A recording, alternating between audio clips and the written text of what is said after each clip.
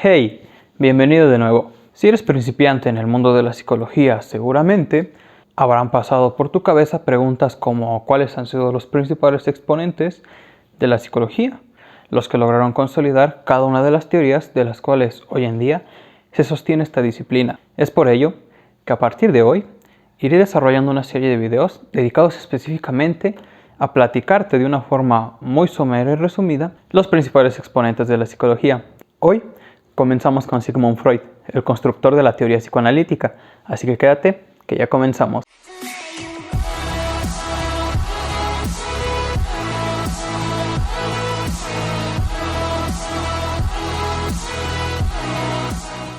Iniciemos hablando un poco sobre la vida de Freud.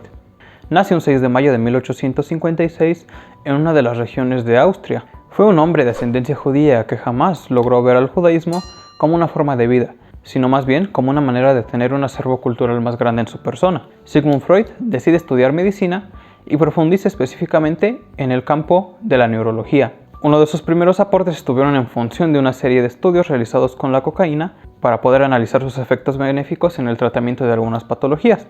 Sin embargo, se sabe que a Freud no le fue muy bien en este intento de poder hacerse una persona de renombre y ampliamente reconocida. En la medida que Freud profundizaba en sus estudios de neurología, logra conocer a Charcot, otro médico neurólogo que comenzaba a utilizar el método de la hipnosis de una manera terapéutica. Aquí es donde Freud comienza a mostrar sus primeros intereses en los malestares mentales de las personas. De esta manera, en compañía de Charcot, otro hipnotista sumamente renombrado, desarrollan el método catártico. Tenemos que destacar que la hipnosis en general se utilizaba en la época vienesa para el tratamiento de la histeria, una enfermedad de la que eran presas en su mayoría mujeres y que se expresaba por una serie de sintomatologías que no tenían un sustento biológico y por lo tanto solo quedaba dentro de las variables algún aspecto psíquico que pudiera estar causando este tipo de situaciones. Es por ello que el psicoanálisis terminaría de instaurarse gracias a esta histeria, a partir de algunos descubrimientos de carácter sexual que interfieren en el funcionamiento anímico de las personas. Si bien los primeros acercamientos del psicoanálisis tuvieron que ver con el método catártico, después Freud dejará de lado estas primeras teorizaciones para centrarse en el análisis de los sueños y en la asociación libre. A medida que Freud pudo ir articulando la teoría psicoanalítica, constituyó lo que hoy conoceríamos como primera tópica, la cual alude a una concepción topográfica de la psique humana que se dividiría en tres lugares fundamentales.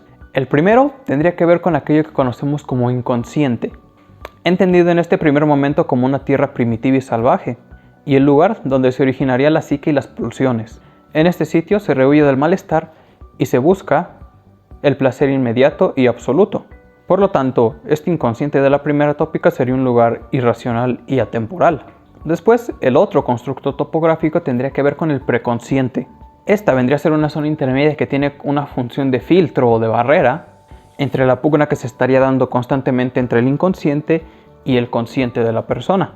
Podríamos decir que el preconsciente jugaría un papel de seleccionador de aquello que puede llegar a la conciencia y aquellas otras cosas que tendrían que seguir siendo oprimidas. Por lo tanto, en el preconsciente residiría el material psíquico que con relativa facilidad podríamos traer a la conciencia y con ello buscar una cura terapéutica. El tercer lugar de esta primera tópica corresponde al ya mencionado consciente, y esta vendría a ser la zona de contacto con el mundo exterior.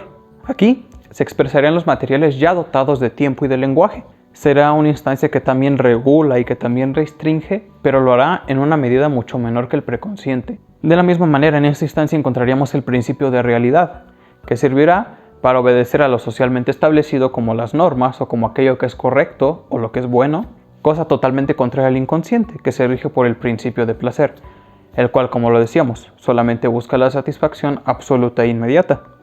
Ahora bien, recordemos que con esto estamos aludiendo a la primera tópica freudiana, pero esta no es el último desarrollo que el mismo Freud logra dar al psicoanálisis. Por lo tanto, en la teoría vendría una segunda tópica, estructurada en lo que hoy conocemos como el yo, el ello y el superyo. Aquí, más que una construcción topográfica como en la primera tópica, nos encontraríamos ante una construcción dinámica y de instancias. Por lo tanto, cuando hablamos del ello, entenderíamos que este representa la masa total de los contenidos psíquicos, que son permanentes y primordiales en el ser humano. El ello entonces vendrá a ser energía pura, desestructurada y vivida de manera inconsciente, y lejos de ser algo oculto o resguardado, viene a ser el eje rector de la vida del sujeto. Es decir, todo nuestro actuar podría tener un fundamento inconsciente, del cual no estamos advertidos. Es por ello que el psicoanálisis puso de manifiesto nuestra fragilidad humana una vez más, al hacernos ver que ni siquiera somos dueños de nosotros mismos. Y justamente serán esos efectos del ello sobre el yo los que causan el malestar psíquico de las personas, pues se trataría del inconsciente tratando de salir a flote de una manera totalmente deformada. Sin embargo, no solamente es en el inconsciente donde el malestar mental aflora, también lo hará en los sueños, los lapsus, los olvidos, chistes y en toda una serie de expresiones del hombre que le hacen dar tropiezos en su existencia. Al igual que en la primera tópica, el ello seguirá rigiéndose por el principio de placer. Es un instintivo y desconocido que todo lo quiere, y lo quiere con inmediatez. Otra de las instancias dinámicas de esta nueva conceptualización tiene que ver con el yo. Este nace del ello mismo, pero al ser la instancia que está en contacto con el ambiente, adquirirá una naturaleza distinta. El yo vendrá a ser la parte más superficial de la psique humana. También estará en pugna constante contra el ello, y es el mismo yo el único que puede acceder, de tal manera que el objetivo del psicoanálisis será precisamente el poder hacer consciente lo inconsciente, mismo que trae los efectos adversos a la mente de la persona. En otras palabras, al ser el yo el portador del lenguaje, el análisis vendrá a ser una cura por la palabra. Solo la palabra será la que puede volver al equilibrio al yo, y con esto regresar a su carácter de mediador o dictaminador entre las diversas instancias. Por último, dentro de esta nueva conceptualización tendríamos el papel del superyo. Este viene a ser un sensor moral y, en consecuencia, una instancia exigente. Es un vigilante estricto que hace cumplir la norma. En consecuencia, el superyo bien puede ser un fruto de la educación, y entre más rigurosa haya sido esta para una persona, su superyo también será más severo con él mismo. Entonces, y a manera de resumen muy corto, en la primera tópica freudiana de la teoría, tendríamos al inconsciente, al preconsciente y al consciente en su naturaleza topográfica, es decir, como lugares de la mente. Por el contrario, en la segunda tópica podríamos hablar del ello, del superyo y del yo. Y más que hablar de lugares, estaríamos hablando de una situación dinámica, es decir, de todo aquello pulsional que se mueve y trae efectos en el sujeto. Y bien, hasta aquí el video de hoy. Pronto te estaré trayendo la segunda parte de la teoría psicoanalítica, ya que es una teoría sumamente amplia.